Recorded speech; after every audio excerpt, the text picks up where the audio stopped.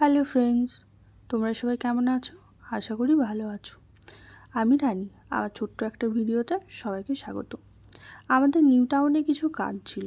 কাজটা হয়ে যাওয়ার পর দেখলাম হাতে বেশ ভালোই টাইম আছে।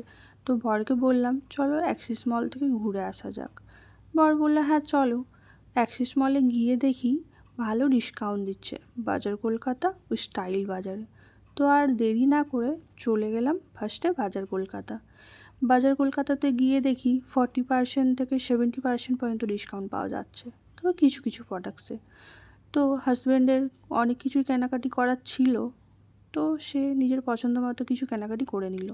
তারপর তো আমাদের খুব খিদে পেয়ে যায়, তো আমরা ওপরে ফুড কোর্টে চলে গেলাম। ফুড কোর্টে গিয়ে বর বলছে মতিমহলে খাবার খাবে। সে দিল্লিতে নাকি আগে খেত, ওর ভালো লাগতো। যাই হোক, আমার কিন্তু খাবারটা বেশ ভালো লাগেনি। তো আমরা অর্ডার করেছিলাম বাটার চিকেন, মশালা কুলচা ও গার্লিক নান।